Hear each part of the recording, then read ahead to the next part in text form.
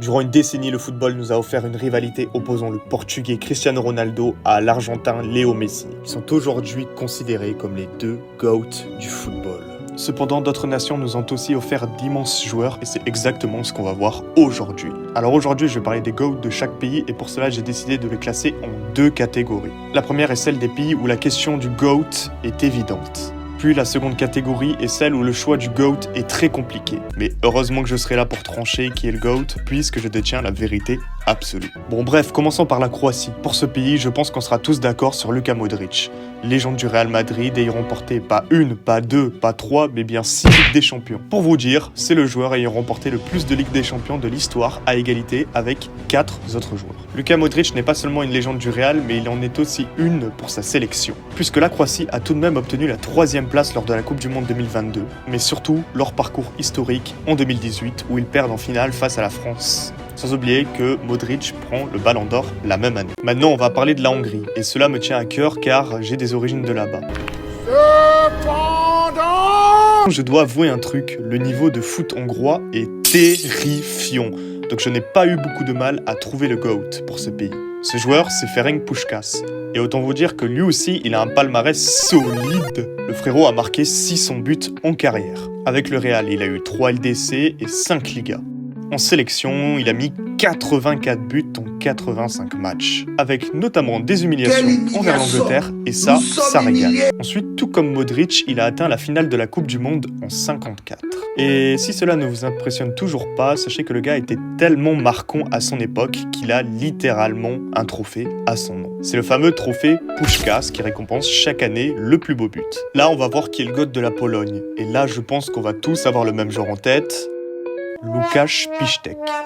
Bon, vas-y, j'arrête. En vrai, on va parler de Robert Lewandowski. Tout comme les joueurs cités précédemment, il a un palmarès impressionnant, avec plus de 700 buts en carrière, dans notamment le quintuplé le plus rapide de l'histoire. Le mec a calé 5 buts en seulement 9 minutes, du coup on se dit que les buts, ça doit sûrement être des tapines, mais même pas, les buts sont juste incroyables. Avec le Bayern, il a aussi remporté 10 Bundesliga et une LDC. Alors là, j'étais un petit peu déçu car je croyais qu'il y avait plus de LDC. Mais bon, en équipe nationale, il est le meilleur buteur de sa sélection avec 80 buts. Pour la Russie, on a Lev Yashin. Ce mec est tellement une légende qu'en carrière, il a arrêté 150 pénaltys. Sur le plan national, il a remporté 1 Euro en 1960 et une victoire aux Jeux Olympiques en 56 avec l'URSS. Ce qui est tout à fait honorable. Cependant, en club, c'était plus compliqué. Écoutez, Yashin est ce qu'on appelle un gars fidèle au poste, puisqu'il a passé toute sa carrière dans le même club. Et là vous vous dites, mais quel gros club a pu avoir l'aura et les moyens financiers de conserver un tel joueur pendant 20 ans? Ce club il est très connu, avec une histoire folle et possède des Ligues des Champions à ne plus savoir quoi en faire. Ce club, c'est le Dynamo Moscou. Bah oui, mais les gars, faut suivre la vidéo. Juste avant, je vous ai dit qu'en club, c'était compliqué. Quand tu regardes ces trophées en club, il n'y a que des titres nationaux. Il n'y a aucun trophée européen, mais cela ne l'a quand même pas empêché de remporter en 63 le seul et unique Ballon d'Or remporté par un gardien. De plus, tout comme Puskás, il a donné son nom à un trophée, donc c'est le trophée Yashin, qui récompense chaque année le meilleur gardien de la saison. Bon, la Norvège, c'était pas bien compliqué, puisque je connais pas 1 milliard de joueurs norvégiens. Donc j'ai pensé à Haaland direct. Et figurez-vous, en faisant mes recherches, eh bien, je n'ai trouvé aucun autre gros joueur norvégien. Et puis quand tu regardes les statistiques d'Haaland, tu comprends pourquoi c'est le GOAT norvégien. Le mec a vraiment trop pris la devise de l'OM à cœur. Droit au but, ok, mais il faut dribbler un jour. Le gars, on dirait moi quand je joue à FIFA, ça fait que des tout droits. Alors certes, on dirait un énorme gogol quand il court. Oh, alerte au gogol! Alerte au gogol, les enfants! Mais il faut admettre que cela fonctionne car quand on se penche sur ses statistiques, en 167 matchs avec Manchester City, il a tout simplement mis 144 buts et 24 passes décisives. Alors c'est sûr que les statistiques montent plus vite quand tu commences à mettre des quintuplés en Ligue des Champions et des doublés à tout va en PL. Et sur le plan national, il est le meilleur buteur de l'histoire de la Norvège à seulement 25 ans. Moi, tu me parles pas d'âge. Pour commencer la seconde catégorie, celle où il peut y avoir débat sur le GOAT, on va tout d'abord parler de la France. Et oui, en France, il y a énormément de grands joueurs. Déjà, on peut parler de moi, les gars. J'ai vraiment un niveau extraordinaire. Je vous mets à l'écran une vidéo qui montre à peu près mon niveau et je pense que vous êtes ébahis par un jeu si subtil.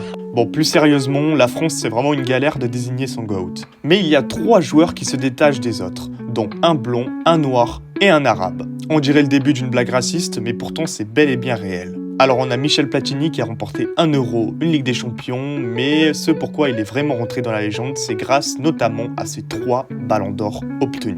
Ce qui fait de lui le 3e joueur qui a obtenu le plus de ballons d'or. Et le pire, c'est qu'il a réussi à les avoir 3 années d'affilée, en 83, 84 et 85.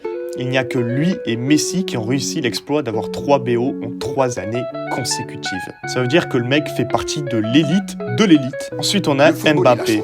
Bon, lui, je vais aller vite car on connaît, champion du monde à 19 ans, futur meilleur buteur de l'équipe de France, meilleur buteur de l'histoire du PSG avec 256 buts.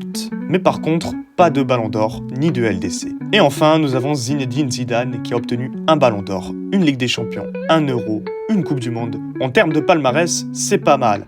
Et encore, je n'ai pas compté les trophées remportés en tant qu'entraîneur. Pour moi, le meilleur joueur reste Zidane, puisque déjà, l'armoire est bien Guéchard, mais surtout par rapport à la classe de son jeu. Pour l'Allemagne, il y a aussi pas mal de concurrents pour cette fameuse place de GOAT. Premièrement, on a Franz Beckenbauer. Celui-ci a remporté une LDC, une Coupe du Monde, mais surtout 2 ballons d'or, alors qu'il était défenseur. Ensuite, on a Gerd Müller, 8e meilleur buteur de l'histoire avec 634 buts. Il a un BO, 1 Euro, une Coupe du Monde et 3 LDC. En gros, lui aussi, il a une armoire bien Guéchard. Et pour finir, on a le mur allemand, je veux bien évidemment parler de Manuel Neuer, qui honnêtement est probablement le meilleur goal de l'histoire du foot. Il peut y avoir débat avec Buffon et Yashin, mais je pense qu'il est impossible de ne pas le mettre dans le top 5 des meilleurs goals de l'histoire. Et pour moi, le plus grand joueur allemand est...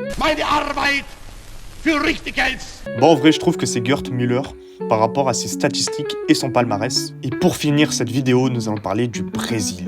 Et là, les gars, objectivement, je crois que c'est la question la plus dure que j'ai eu à répondre de toute ma vie. Le bac à côté, c'est de l'eau.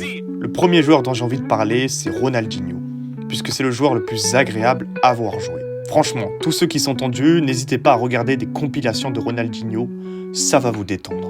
Ensuite, on a Ronaldo, l'attaquant le plus violent du monde. C'était le seul gars à avoir une coupe comme ça que tout le monde prenait au sérieux. C'est une folie. Tu voyais le gars sur le terrain, tu rigolais, et puis 2 secondes après, il te terrassait et te faisait chialer par terre. Ensuite, on a Kaka. Voilà, c'est un sketch. J'ai cité 3 joueurs brésiliens. T'en as un, on dirait un Jamaïcain qui écoute du Bob Marley toute la journée. Un autre qui a une coupe de cheveux que même les monstres dans une terreur nocturne n'ont pas.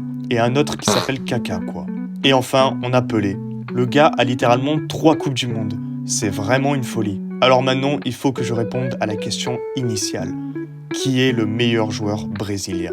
Et je mettrai quand même l'homme à la coupe des cheveux terrifiante. Certes, il a beaucoup moins de buts que Pelé, mais premièrement, Pelé n'a jamais joué en Europe, donc je trouve que ses buts ont moins de valeur, vu que les championnats européens sont meilleurs. Et aussi, Ronaldo a gagné une Europa League, une Liga et une LDC, alors que Pelé, non, du coup, vu qu'il a jamais joué en Europe. Ensuite, Ronaldo a une Coupe du Monde de moins, mais il a 2 Copa América, alors que Pelé n'en a aucune. Merci à tous d'avoir regardé cette vidéo et n'oubliez pas de vous abonner à cette chaîne.